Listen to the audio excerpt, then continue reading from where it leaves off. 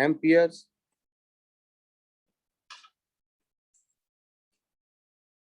Circuital law to find B. ये क्या कहता है लॉ?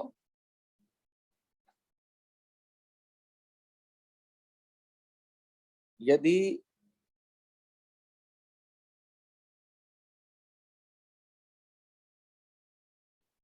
कोई लूप आप चुन लें, जिसे नाम देंगे एम्पीरियन लूप, कोई भी इमेजिनरी लूप, और उसके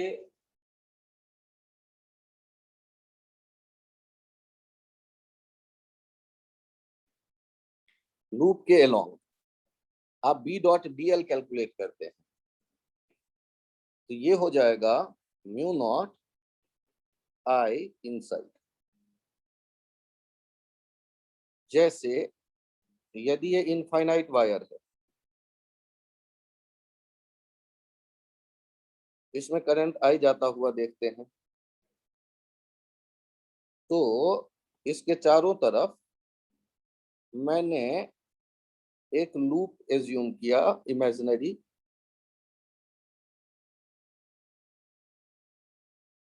और इस लूप के लिए चेक करिए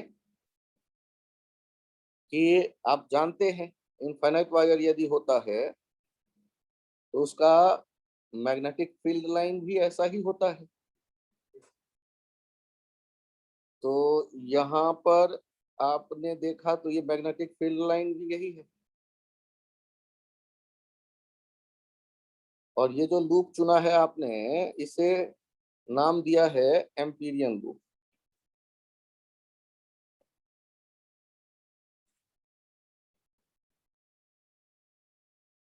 अब एम्पीरियन लूप पे आप एक छोटा सा टुकड़ा लेते हैं डायरेक्शन के साथ, जिसे कहते हैं डीएल, और अब यदि देखते हैं बी डॉट डीएल और इनको इंटीग्रेट करेंगे, इंटीग्रेट करें पूरे लूप पे, ये किसके बराबर होगा? म्यू नॉट, और लूप के भीतर जो करंट है, लूप के भीतर करंट कौन दिख रहा है? आई। अब B D L cos zero, क्योंकि बी और उसी के लॉन्ग है, mu naught I. B D L, क्योंकि बी तो हर एक आर डिस्टेंस पे एक जैसा रहता है, म्यू नॉट आई। और ये डीएल डीएल मिल करके कितना हो जाएगा? 2 पाई आर। यदि इसका रेडियस है आर, रेडियस आर है तो 2 पाई आर, और बी का वैल्यू कितना आ गया? Mu naught I by 2 pi R. ये तो हम जानते भी हैं, इनफाइनाइट वायर के कारण मैग्नेटिक फील्ड। ये एक एप्लीकेशन हो गया। एप्लीकेशन किसका? एम्पियर्स लॉ का।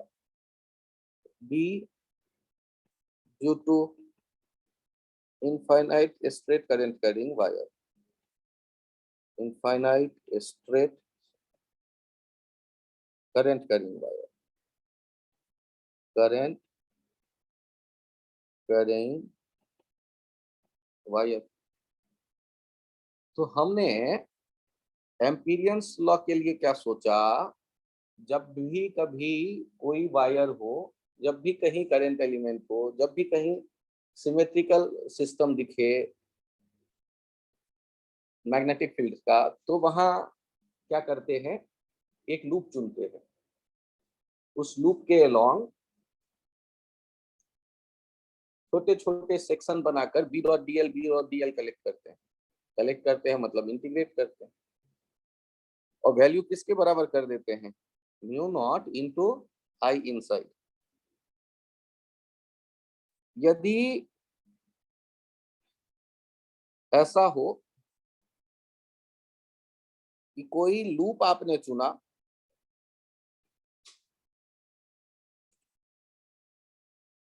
एम्पीरियन लूप आपने ऐसे चुन लिया, और यहां देखिए I1 करंट,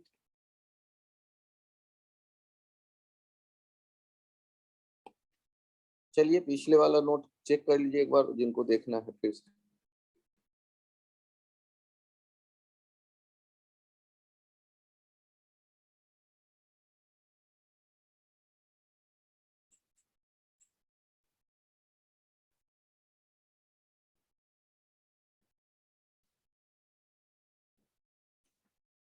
पेज चेंज करूं? यस सर, एक मिनट।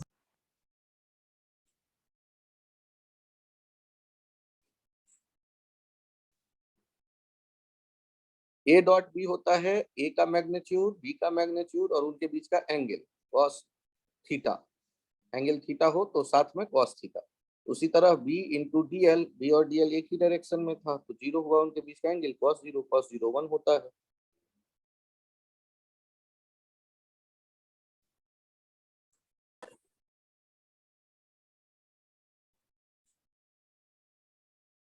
अभी चल तो रही है ऑनलाइन। चेंज करूं page? Yes yes sir, yes sir. यहां चेक करिए, यदि आपके पास कई करंट एलिमेंट है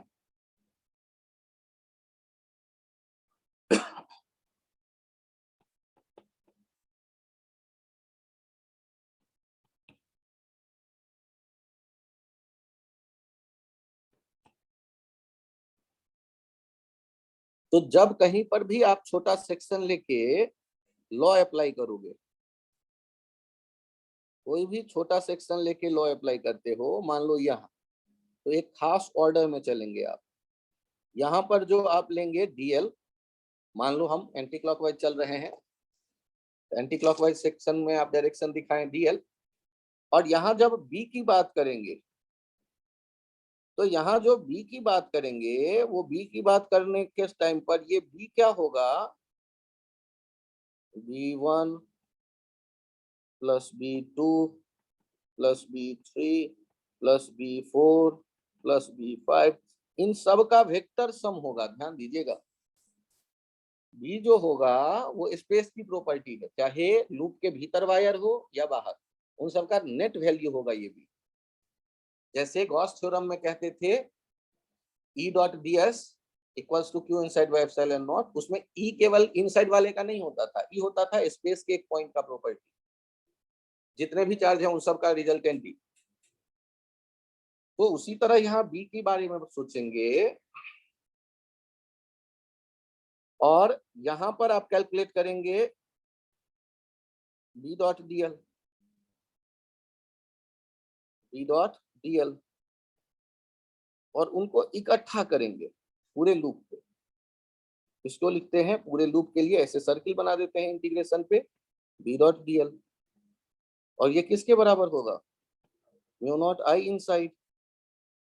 और म्यू नॉट आई इनसाइड में कौन, यहाँ पर जब बात आप करते हैं integration B dot D L, और ये किसके बराबर, म्यू नॉट आई इनसाइड, तो आई इनसाइड में कौन कौन आए, उसके लिए भी एक बार आप सोचें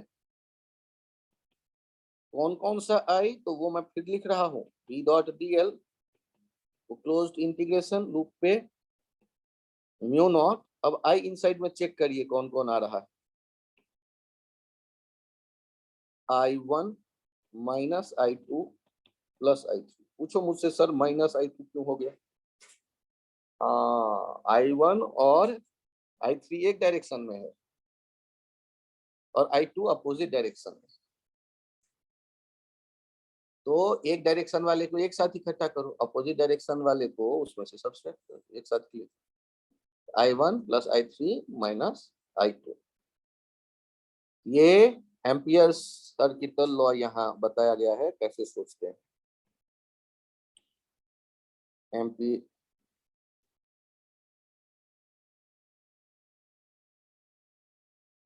एम्पियर्स सर्किटल लॉ ये क्या कहता है कि कोई भी लूप चुनो स्पेस में, उस लूप के किसी एक ऑर्डर में, क्लॉकवाइज एंटी क्लॉकवाइज, आप डीएल डीएल डीएल लेते चलो, हर एक डीएल के साथ वहां जो बी मौजूद है उसके डॉट प्रोडक्ट कैलकुलेट करो, और फिर उन टुकड़ों को बी डॉट डीएल को इकट्ठा करो, और वो किसके बराबर होगा, जो आपने लूप चुना है उस लूप से कितना करंट गुजर रहा है, नेट वैल्यू जो उसका होगा उसके बराबर म्यू नॉट से मल्टीप्लाई कर दीजिएगा, mu not into I inside.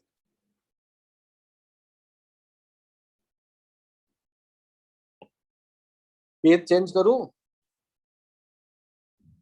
Yes sir. आप एप्लीकेशन देख रहे हैं, यहां देखिएगा दूसरा एप्लीकेशन। यदि बी का वैल्यू आप देखना चाहते हैं,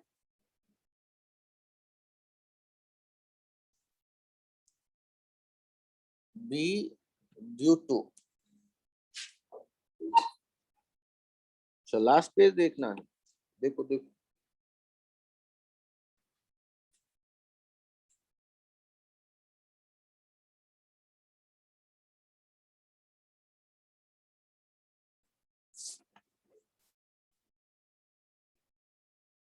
लिख लिया भव्या? बहुत बढ़िया। B due to infinite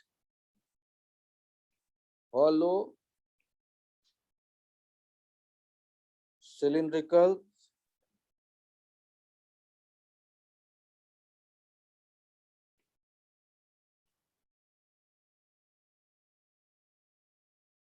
current carrying wire।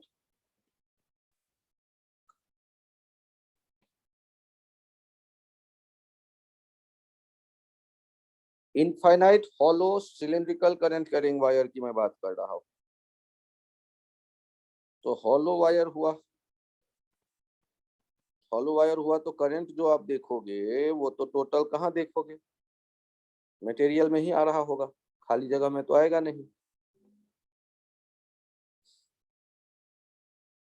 इसका रेडियस कह देता हूं, मान लो स्मॉल ए। तो इनमें दो लूप हम सोचेंगे। एक देख रहे हैं Amperian loop, case 1 R is less than A, R जो है लेस देन ए है,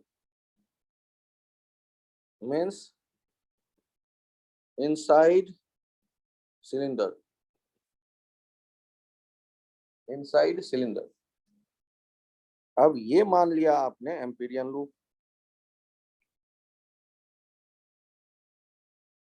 तो बी डॉट डी एल जो होता mu naught I inside, B into 2πr जो होता वो म्यू नॉट इंटू 0, क्योंकि आई इनसाइड कितना 0। तो बी का वैल्यू हो गया म्यू नॉट बाई 2, अरे काहे का म्यू नॉट बाई 2πr यार 0। अब यदि यहां देखते हैं case 2 R is greater than A,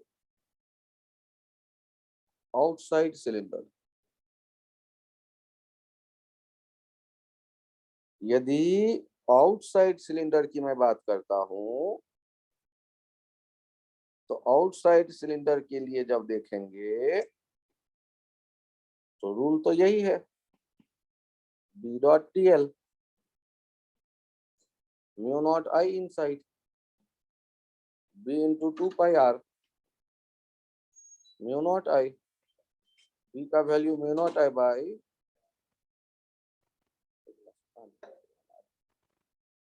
mu naught I by 2πr, mu naught I by 2πr। ये तो वैसा ही हो गया जैसे हम लोग इनफाइनाइट वायर का देख रहे थे, तो बाहर रहेगा वही mu naught I by 2πr और भीतर 0।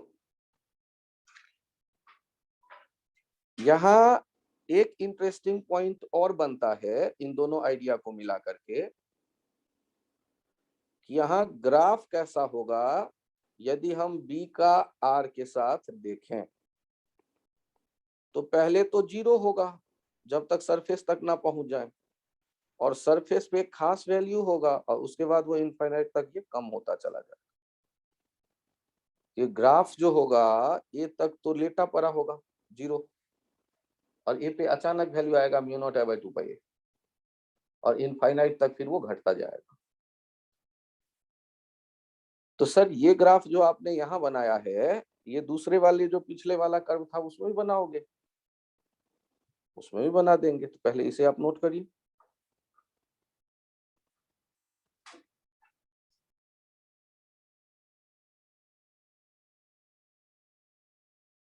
भीतर 0 है मैग्नेटिक फील्ड, हॉलो यदि करंट करेंगे इनफाइनाइट सिलिंड्रिकल वायर है, और बाहर mu naught I by 2 pi are.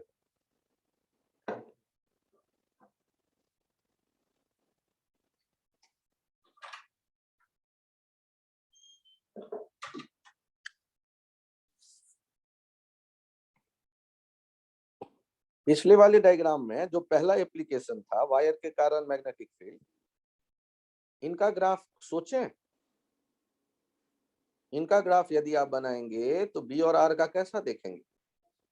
हाँ, आर के बढ़ने के साथ साथ बी कम होता जाएगा, आर जीरो बी इनफाइनाइट, या B R constant rectangular hyperbola, वैसे याद रख सकते हैं। यहाँ पर क्या दिखेगा? B R equals to mu naught I by 2 pi, Y X constant, तो रेक्टेंगुलर हाइपरबोला बनेगा। एक बढ़ता जा रहा है, दूसरा घटता जा रहा है। तो सर ये इसमें दूसरी तरफ नहीं बनाएंगे आप? मन करे तो आप बना सकते हैं रेक्टेंगुलर हाइपरबोला का भाई, वो जुड़वा वाला, और नहीं तो कोई बात नहीं। और जनरली आपको 4 में से एक चुनना रहता है, तो आप चुन सकते हैं। B R equals to mu naught I by 2 pi, मतलब Y X equals to constant जैसा रिलेशन आ गया, जिसे आप रेक्टेंगुलर हाइपरबोला कहते हैं।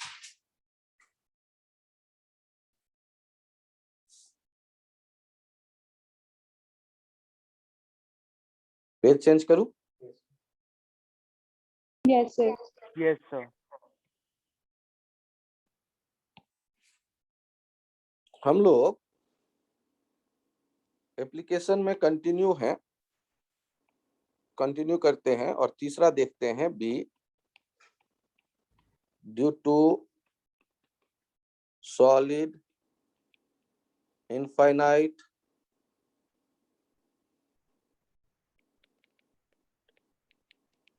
cylindrical current carrying wire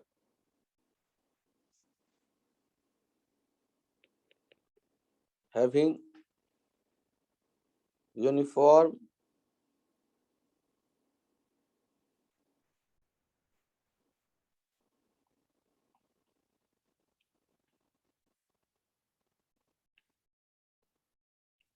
current density।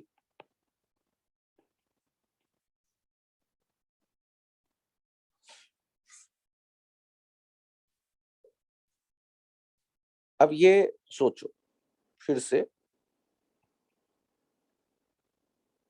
यदि यूनिफॉर्म वायर है और सॉलिड है तो इसमें करंट कहाँ दिखेगा? तो पूरे जो आप सिलेंडर देख रहे हैं उसमें करंट दिखना चाहिए।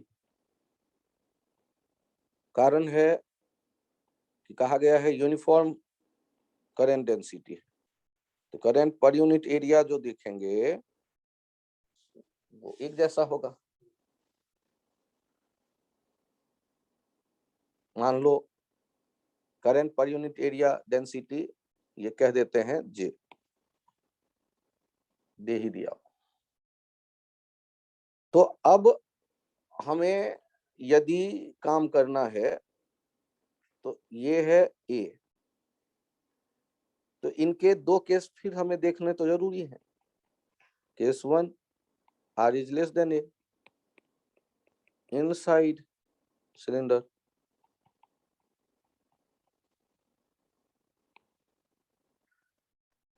अब यहां यदि आप लूप लेंगे आर रेडियस का एम्पीरियन लूप, तो आर रेडियस का एम्पीरियन लूप ले रहे हैं, इस पे जब आप बी डॉट डीएल कैलकुलेट कर रहे होंगे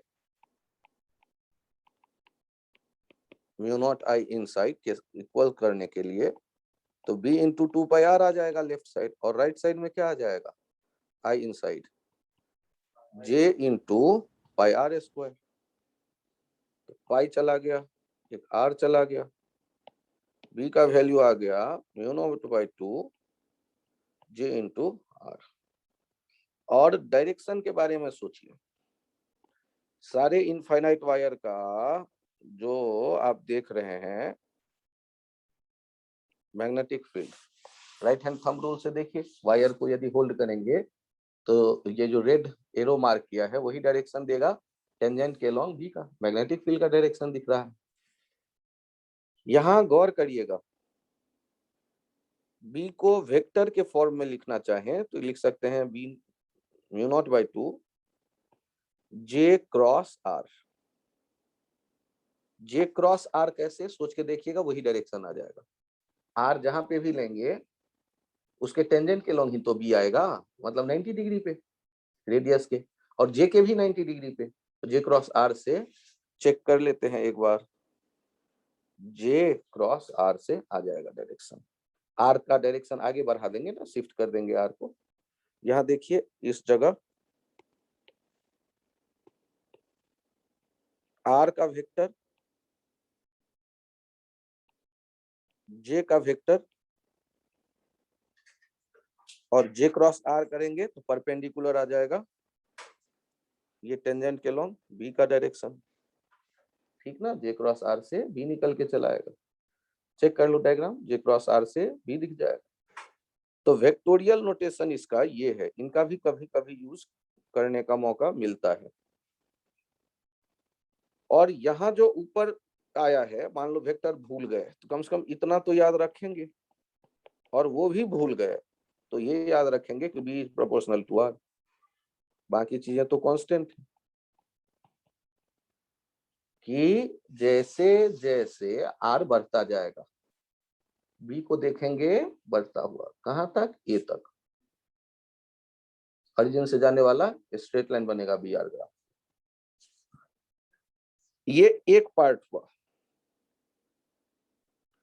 सोचो क्या यहाँ पर हमें दूसरा लूप कोई लेना है, तो case two R is greater than A outside, यहाँ एम्पीरियन लूप ले लीजिए, एम्पीरियन लूप, ये बी डॉट डी एल जो आप देख रहे हैं mu naught I inside B into 2πr mu naught I total, जो भी आई है, बी कितना हो गया mu naught I by 2πr। ये तो वही हो गया जैसे हम लोग इनफाइनाइट स्ट्रेट वायर का देखा करते थे, आउटसाइड वही बिहेवियर रहेगा, mu naught I by 2πr। Sir I total का क्या लफड़ा है, एक बार वो बताना। अरे जो वायर में टोटल करंट है वो लूप के भीतर ही तो है, आई टोटल कर दिया, इसलिए आई कह दें उसे तो I mu naught I by 2πr।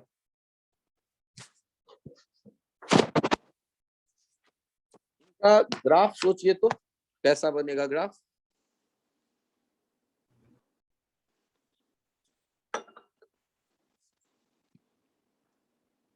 B are graph बनाते तो कैसा बनता बी आर ग्राफ।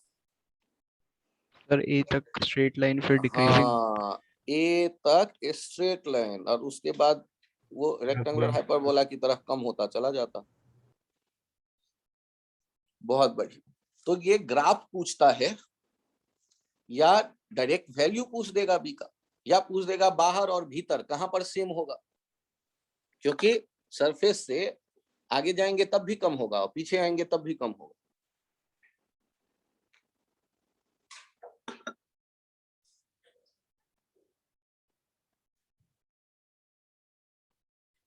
क्वेश्चन तो कोई बनेंगे, पहले हमें ये समझ में आ जाए कि यहाँ ये एम्पियर्स लॉ कैसे अप्लाई कर रहे हैं। तो एम्पियर्स लॉ में कोई कंफ्यूजन? हमेशा बी डॉट डीएल, जो कि बी इंटू 2πr आ जा रहा है, देख रहे हैं आप बार बार, क्योंकि सर्कुलर आप ले रहे हैं एम्पीरियन लूप, और इक्वल्स, और वो भी इसलिए क्योंकि हमें पता है कि इनफाइनाइट वायर का मैग्नेटिक फील्ड लाइंस भी सर्कुलर होता है, इसलिए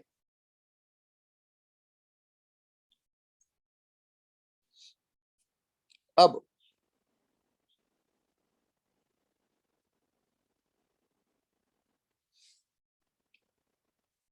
एक एग्जाम्पल की तरह इसे रखिएगा, कोई फॉर्मूला इनका याद करने की खास जरूरत नहीं है, कि यदि ऐसा हो सॉलिड जिसके आर डिस्टेंस पर जो जे का वैल्यू आए, जे नॉट कोई कांस्टेंट इनटू आर, का मीनिंग क्या कहूंगा कि current density is variable, current density is variable. अब इसमें इनका रेडियस कितना है? इनका रेडियस है ए। तो आपको बताना है बी इनसाइड कितना होगा, बी आउटसाइड कितना होगा। तो जब इसे सॉल्व करना है तो बी आउट तो हमें तुरंत पता है, mu naught I by 2πr, लेकिन एक समस्या आता है कि आई कैसे पता करेंगे। तो पहले आई के लिए कहानी हम लोग सोचते हैं। हमने क्या किया कि आर डिस्टेंस पर डी आर वेट्स ले लिए, तो वहां जो एरिया होगा उससे जो करंट गुजरेगा जे इंटू डी ए। जे कितना है? जे नॉट आर, और डी ए कितना है? 2πr D R. आई तो देख रहे हैं टोटल, यदि आउटसाइड हम जाना चाहते हैं, एक बार तो पहले डी आई का रिलेशन देख लो, अब आउट इन को भूल जाओ। यदि मुझे आई टोटल चाहिए तो 0 से ए तक इंटीग्रेट करेंगे, और यदि मुझे आई भीतर में आर डिस्टेंस तक ही चाहिए तो 0 से आर तक इंटीग्रेट करेंगे। तो यदि आई हमें चाहिए 0 टू आर, तो ये कितना हो जाएगा?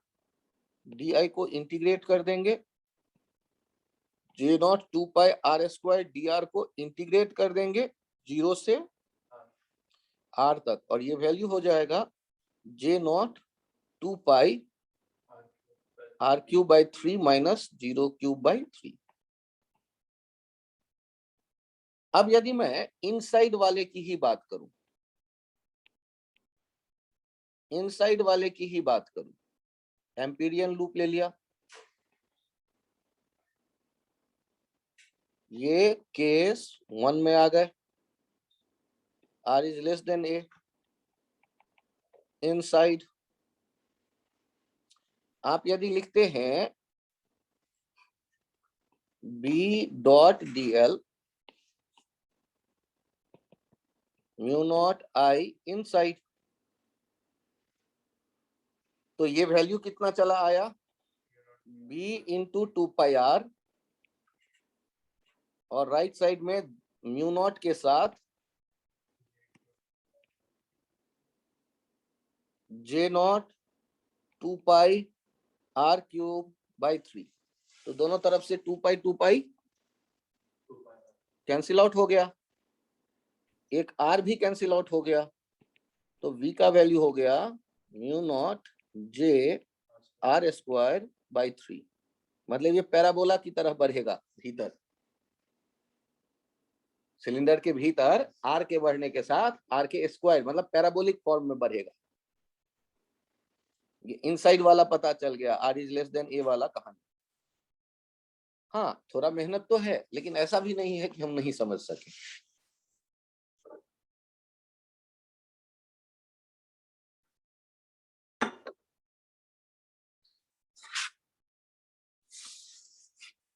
तो ये जो इंपॉर्टेंट पॉइंट हुआ कि भीतर में भी इनसाइड जो है ये प्रोपोर्शनल है किसके, आर स्क्वायर के। ये इंपॉर्टेंट पॉइंट हो गया।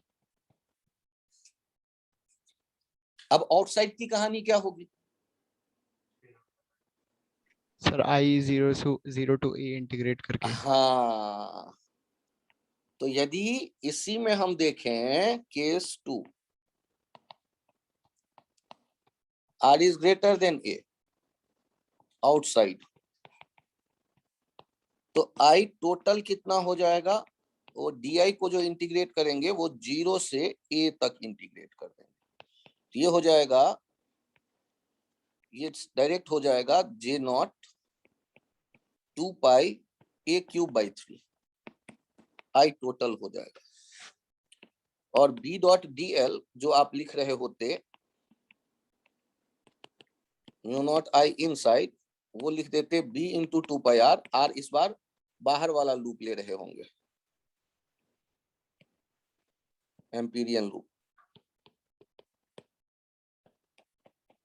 2, पिछला वाला 1 था, ये 2 दूसरे केस का। ये किसके बराबर लिख देंगे? Mu naught J naught 2 pi A cube by 3, 2 pi तो चला गया, बी हो जाएगा mu naught J naught A cube by 3 R. तो यहां जो दिख रहा है, यहां क्या दिख रहा है? B is inversely proportional to R, जैसे इनफाइनाइट वायर का था। तो इनके जो ग्राफ बनेंगे, वो ग्राफ के बारे में क्या इमेजिनेशन में आया? ग्राफ यस सर, पैराबोला फिर डिक्रीजिंग। Rectangular hyperbola. मीन्स यदि आपको बी आर ग्राफ बनाना पड़ेगा, तो बी आर ग्राफ के लिए पहले ये पैराबोलिक वे में बढ़ेगा, कहां तक? ये तक, और उसके बाद रेक्टेंगुलर हाइपरबोला की तरह कम होता जाएगा इनफाइनाइट।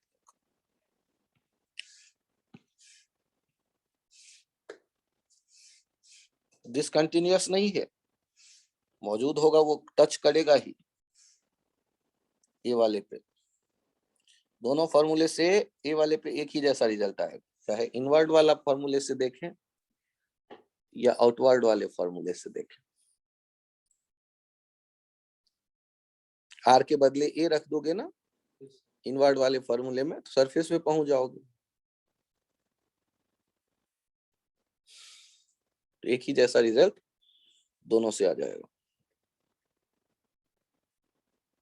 जिन लोगों के समझ में आया हो हैंड राइज करेंगे।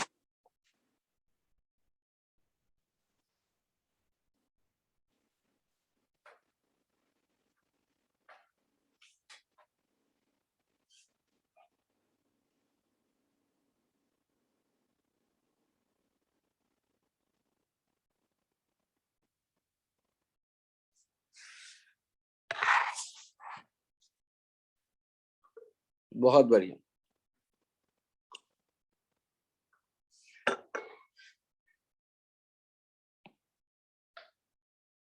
एक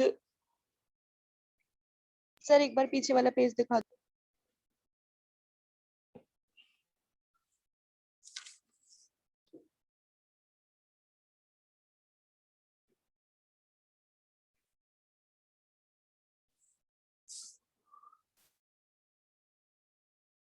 सर हो गया। बहुत बढ़िया। ये चेक करते हैं, इसी में एक क्वेश्चन आता है कि इनफाइनाइट सॉलिड वायर है, ये क्या है? Infinite solid wire, solid infinite wire. ध्यान दीजिएगा, ये इनफाइनाइट वायर तो है, और एक्सिस से ए डिस्टेंस पर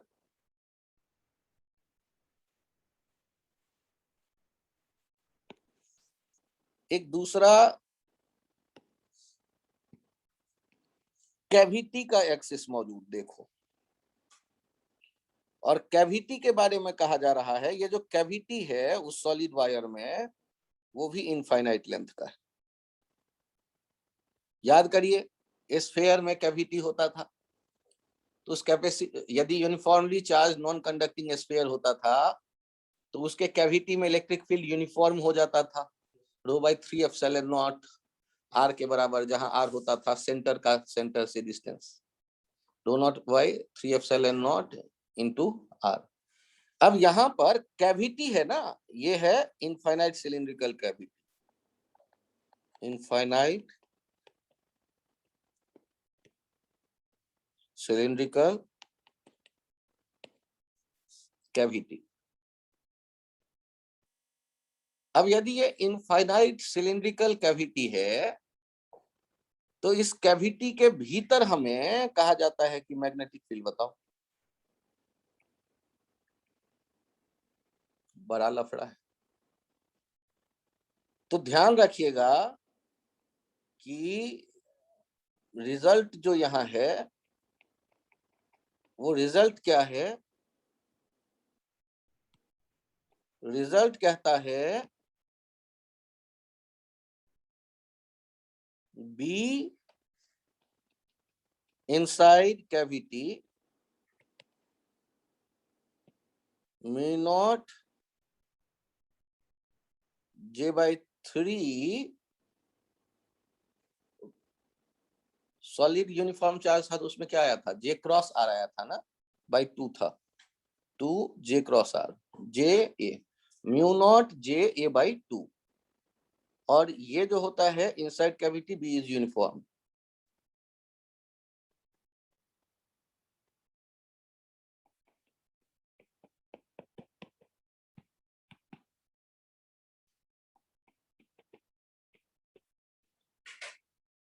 ना तो उसका डायरेक्शन बदलता है, एक्सिस पे जितना होगा बी उतना ही भीतर हर एक पॉइंट पे मैग्नेटिक फील्ड होता है, और एक्सिस पे यदि वेक्टोरियल नोटेशन में आप देखना चाहते तो J क्रॉस A लिख देते, ये वाला A और J आप देख रहे होते ऊपर, यूनिफॉर्म यदि करंट है तो J यूनिफॉर्म यदि होता करंट डेंसिटी तो J क्रॉस A वाला रेडिया, मतलब किसके परपेंडिकुलर, एक्सिस के परपेंडिकुलर होता, और बी के भी J के भी परपेंडिकुलर होता, और वो यूनिफॉर्म होता। मेन सिलिंड्रिकल वायर के भीतर जो सिलिंड्रिकल कैविटी है उसमें मैग्नेटिक फील्ड यूनिफॉर्म होगा, और उसका वैल्यू होता है μ0 J क्रॉस K/2, या डायरेक्ट हो जाता है बी का जो वैल्यू देखते हैं इनसाइड कैविटी, इन कैविटी, वो यही μ0 J/2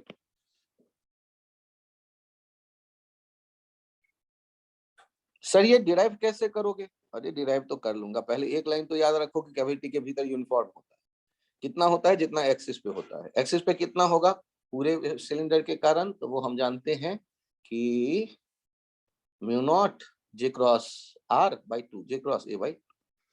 ये यदि रेडियस आप देखो, यदि ए से कंफ्यूजन हो तो कुछ और नाम दे दो उसका, कोई दिक्कत नहीं, यदि आप डी कहना चाहो तो डी कह सकते हो, μ0 D/2, डी है दोनों के एक्सिस के बीच का डिस्टेंस, ए कह लो डी कह लो, जो भी कहना चाहो वो एक डायग्राम में भी रखना और इसमें भी।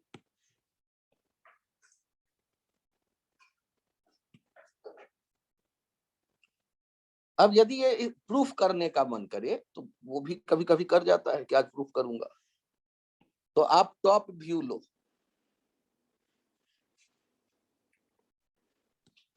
आप टॉप व्यू लो, मतलब सिलेंडर के ऊपर से आप एक एक्सिस के ऊपर से नॉर्मली आप देख रहे हो, ये ध्यान से देखना, ये डी डिस्टेंस है, आप रैंडम पॉइंट एक पी चुन लेते हो, पी पर आपने इस जे के कारण देखा इधर आता B, B original, B original क्यों कह रहा हूं ध्यान से देखो, मैं मान लेता हूं पूरा सॉलिड स्फीयर, पूरा सॉलिड सिलेंडर होता तो क्या लिखते, μ0 J क्रॉस RP ये डिस्टेंस के लिए ये यदि ओ कह देते हैं और ये पी कह देते हैं तो आर के बदले ओपी वेक्टर यूज कर लेंगे, जे क्रॉस ओपी बाई 2। और ध्यान दो, जो आप पी वाले पॉइंट पे देखना चाहते हो वो इनके कारण भी देखो, सीपी के कारण। हम कैविटी के बदले मान लेते हैं कि नेगेटिव करंट वहां है, नेगेटिव मतलब अपोजिट डायरेक्शन, पूरा सॉलिड में अप जा रहा है और कैविटी में डाउन जा रहा है, तो कैविटी में के बदले वहां डाउन जा रहा है, तो माइनस और प्लस मिलके कैविटी बन गया। तो उसके कारण जो हम देखेंगे बी बी कट वाले के कारण, कट वाले के कारण या कह लो कैविटी के में जो वायर होता है उसके कारण, वो कितना लिख देते आप, म्यू नॉट माइनस जे क्रॉस सीपी। तो बी नेट कैसे कैलकुलेट करते हैं, तो बी नेट के लिए माइनस क्यों, अभी तो वेक्टर में चल रहे हैं, तो B origin plus B cut वाला वेक्टर सम कर रहे हैं, तो म्यू नॉट जे बाई 2 तो कॉमन आएगा, ओपी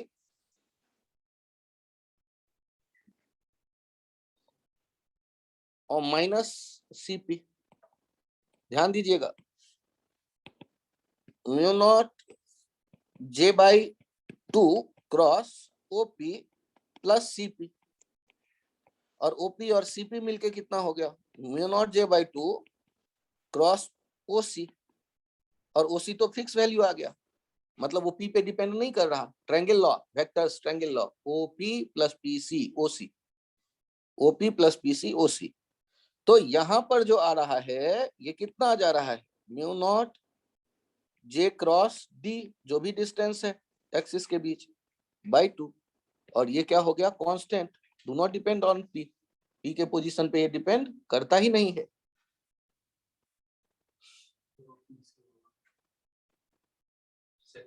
अच्छा thank you, P C OP plus PC, since OP plus PC equals to OC, और उससे पहले वाले since minus CP equals to plus PC, minus CP के बदले प्लस सीपी कर दिया, माइनस सीपी के बदले प्लस पीसी कर दिया।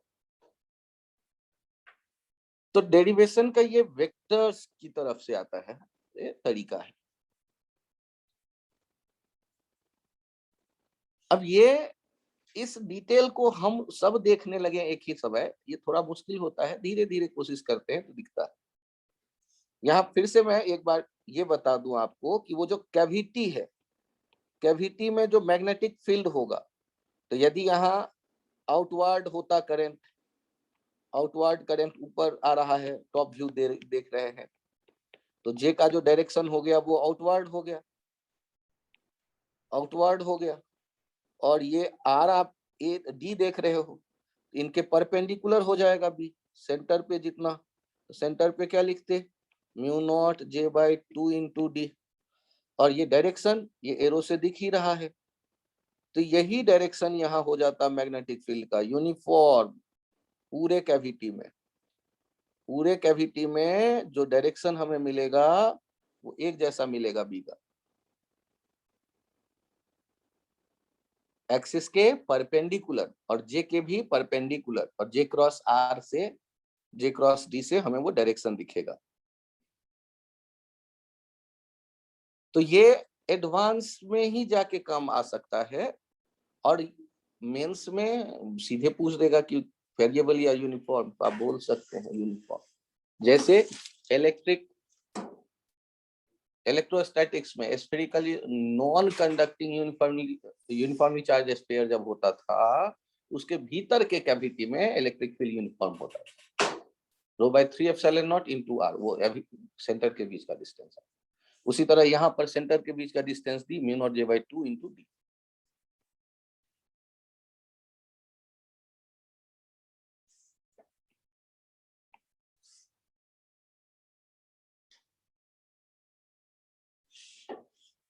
आप लोगों को केवल इतना याद रह जाए ना कि यूनिफॉर्म, वही काफी है, उससे ज्यादा हमें बहुत डिटेल अभी नहीं चाहिए। हाँ, एक बार मेरे लिए बोलना जरूरी था, एक बार आप सुनेंगे तब जाके वो हो सकता है कि आप खुद भी सोचें, मौका मिले तो। इंटरेस्टिंग एप्लीकेशन आता है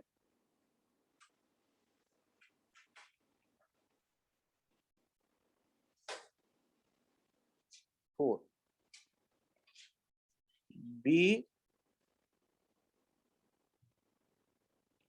over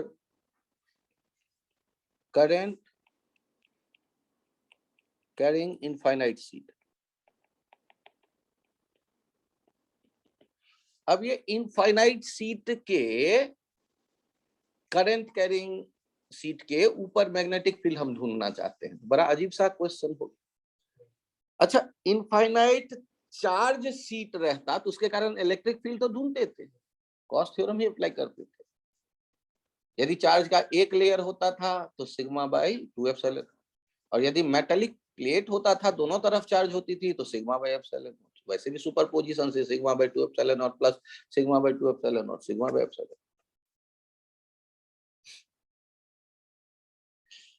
अब ये 3 डायमेंशनल हो जाएगा ना व्यू, थोड़ा सा 3D को फील करवाना मुश्किल काम है, फिर भी कोशिश करते हैं हम लोग।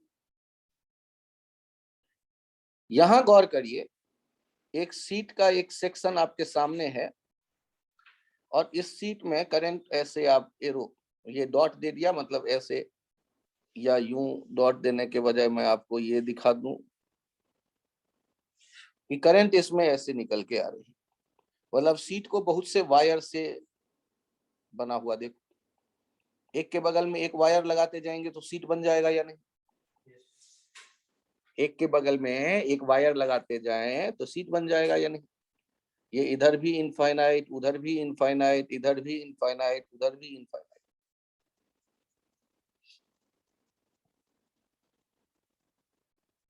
अब ये जो करंट देख रहे हैं, तो करंट का वैल्यू कैसे देगा इस केस में? तो करंट पर यूनिट लेंथ दे देगा, करंट पर यूनिट वेट दे देगा, ऐसा कुछ दे सकता है। तो मान लो मैं कह देता हूं आई है या लेमडा है current per unit length, current per unit length.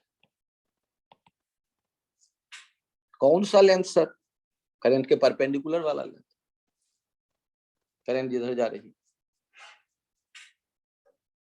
अब आप यदि केवल एक वायर का सोचते, एक वायर का सोचते और राइट हैंड से उसे घेरते, मान लो ये वायर सोचते, तो ऊपर ऐसे करंट आते दिखता और नीचे ऐसे मैग्नेटिक फील्ड दिखता। राइट हैंड थंब रूल से घेर के देखो, ऊपर फिंगर के टेंजेंट के अलोंग देखो, ऊपर, अरे बाहर आते करंट के अलोंग थंब रखो, बाहर आते करंट के अलोंग, और ऊपर जब देखोगे वायर के तो हमने एरो बनाए बी का कैसा डायरेक्शन दिखेगा, और नीचे यदि वायर के देखें तो कैसा दिखेगा बनाया। अच्छा, उसके बगल वाले वायर के बारे में सोचो तो क्या उम्मीद करते हैं? बगल के किसी वायर के ऐसे, फिर ऐसे, और बगल के और किसी वायर के बारे में सोचते हैं तो ऐसे और ऐसे। तो इस सिमेट्री को ध्यान रख के हम सोचें तो लॉजिक बनता है कि जो मैग्नेटिक फील्ड आता होगा वो मैग्नेटिक फील्ड ऊपर ऐसे दिखेगा और नीचे ऐसे दिखेगा।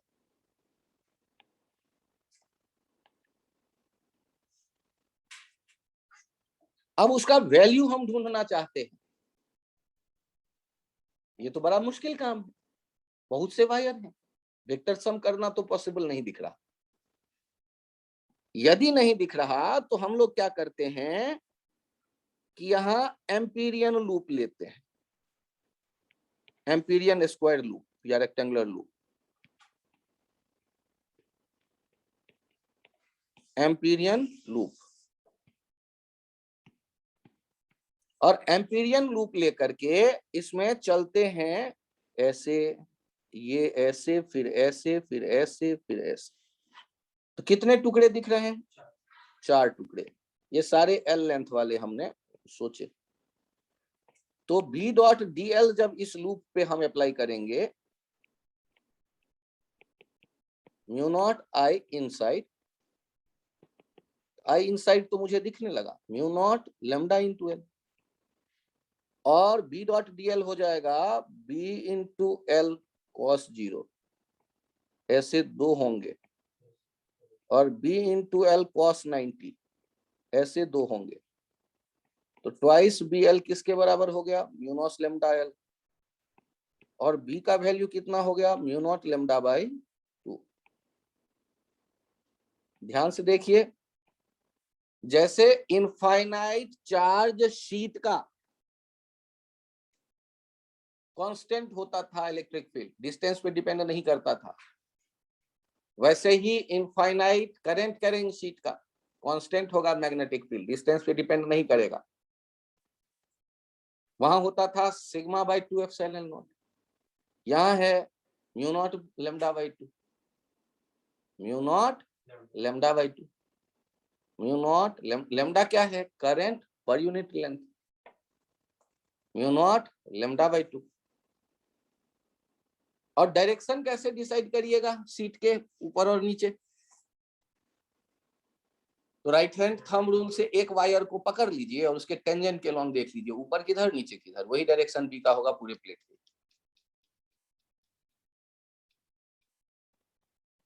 फिर से मैं बोलता हूं, यदि इनफाइनाइट सीट है, चार्ज्ड इनफाइनाइट सीट, एक लेयर, तो सिग्मा बाई 2 एप्सिलॉन नॉट होता था इलेक्ट्रिक फील्ड, डिस्टेंस से निर्भर नहीं करता दिखता था।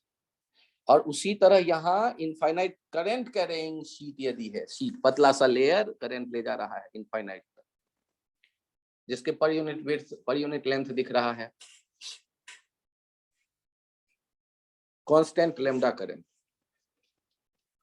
तब जब हम बात कर रहे होंगे मैग्नेटिक फील्ड का, तो मैग्नेटिक फील्ड यूनिफॉर्म होता है, कितना होता है? Mu not lambda by 2, mu naught lambda by 2।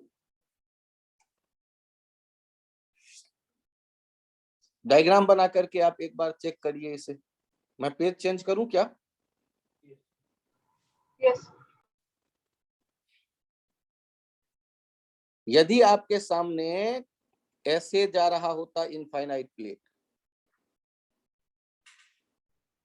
और इसमें करंट जाने का डायरेक्शन मैं देख रहा होता इधर, लैम्डा एम्पियर पर मीटर, मतलब यहाँ क्रॉस बनाना पड़ता आपको, यहाँ से दूसरी तरफ से देखते, मतलब क्रॉस, या क्रॉस ना बनाए तो आप क्रॉस बनाने के बजाय भी यहाँ इन करते दिखाते करें।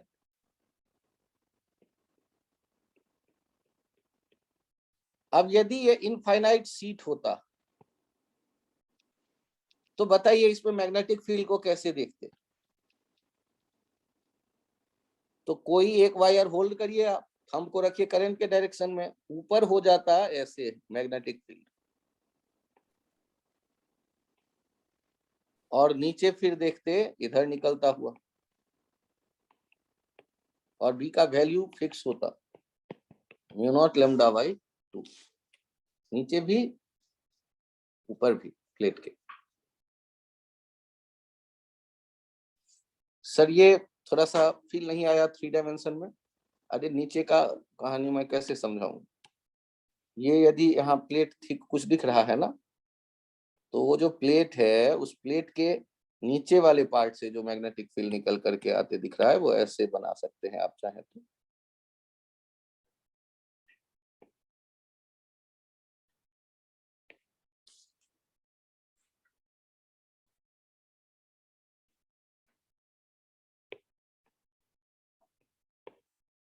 कोई कंफ्यूजन हो तो बता।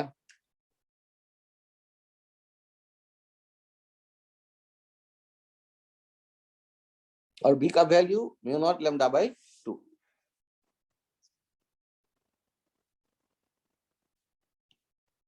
एग्जाम्पल आपके सामने आएगा इस तरह के, एक सीट ये दिखा दिया गया,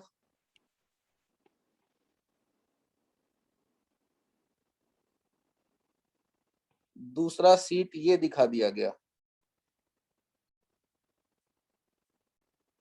एक में करंट ऐसे निकल के आ रहा था, लैम्डा एम्पियर पर मीटर,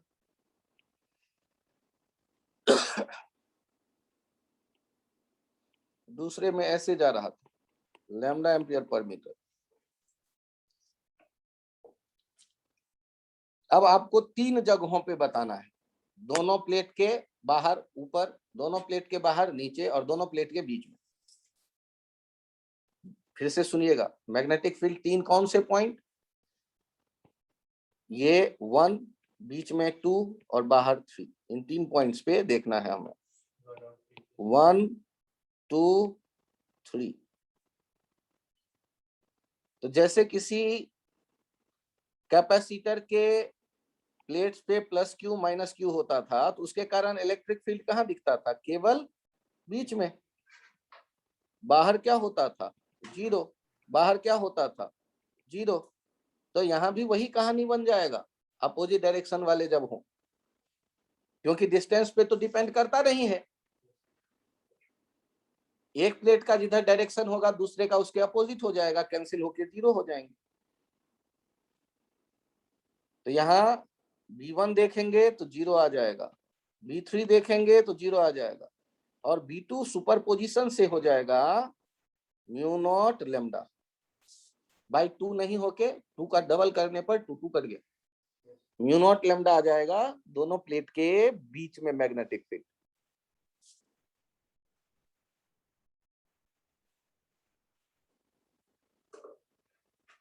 तो एम्पियर सर्किटल लॉ से हमने सिंपल वायर देखा, हॉलो सिलिंड्रिकल इनफाइनाइट वायर देखा, solid cylindrical infinite wire, uniform charge density, uniform current density वाला देखा, फिर solid cylindrical wire non uniform current density वाला देखा, फिर यूनिफॉर्म करंट डेंसिटी वाले इनफाइनाइट वायर में कैविटी हो तो कैविटी के भीतर मैग्नेटिक फील्ड देखा, और फिर देखा है ये इनफाइनाइट सीट के कारण मैग्नेटिक फील्ड, और फिर क्या किया, 2 सीट देकर फिर स्पेस में अलग अलग पॉइंट पे मैग्नेटिक फील्ड जानने की हमने कोशिश की। दोनों प्लेट के बीच में डबल हो गया किसी एक प्लेट का, यदि करंट अपोजिट डायरेक्शन में है तब। यदि करंट सेम डायरेक्शन में होता तो बीच वाला 0 होता, बाकी एग्जिस्ट करते, मिनट लैम्डा मिनट डायरेक्शन से आप सोच लीजिएगा। यदि सेम डायरेक्शन में दोनों प्लेट में करंट होगा तो बीच में 0 आ जाएगा, और बाहर दोनों तरफ एक जैसा दिखेगा सीन।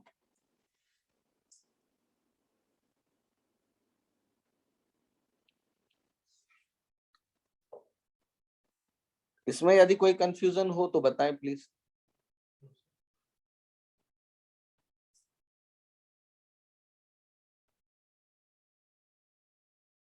ये सारी कहानी आज हम लोगों ने चर्चा की एम्पियर सर्किटल लॉ के एप्लीकेशन से रिलेटेड। इनमें जो B.dl लिखते हैं एम्पीरियन लूप लेकर, उसमें B किसके कारण होता है, लूप के भीतर वाले करंट के कारण केवल, या बाहर वाले के कारण केवल, या सबके कारण, सबका नेट इफेक्ट। और B.dl equals to mu naught I inside में I इनसाइड कौन सा, केवल सर लूप ओनली के इनसाइड वाला। भीतर वाला, और उसका फिर एप्लीकेशन था। ठीक है, तो आज की यहीं तक रखते हैं कहानी।